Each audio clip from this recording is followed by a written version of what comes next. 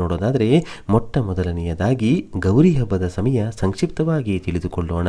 ತೃತೀಯ ತಿಥಿಯು ಸೆಪ್ಟೆಂಬರ್ 5 ಗುರುವಾರ ಮಧ್ಯಾಹ್ನ 12 ಗಂಟೆ 20 ನಿಮಿಷಕ್ಕೆ ಆರಂಭವಾಗಿ ಶುಕ್ರವಾರ ಮಧ್ಯಾಹ್ನ 3 ಗಂಟೆ 1 ನಿಮಿಷಕ್ಕೆ ಮುಕ್ತಾಯವಾಗುತ್ತೆ. ನಾವು ಗೌರಿ ದೇವಿಯನ್ನು ಶುಕ್ರವಾರದ ದಿನ ಪೂಜಿಸಬೇಕು. ಶುಕ್ರವಾರದ ದಿನ ಬೆಳಿಗ್ಗೆ 6 ಗಂಟೆ 20 ನಿಮಿಷದಿಂದ 8 ಗಂಟೆ 48 ನಿಮಿಷದೊಳಗಾಗಿ ಗೌರಿ ದೇವಿಯ ಪೂಜೆಯನ್ನ ಮಾಡಿಕೊಳ್ಳಬಹುದು.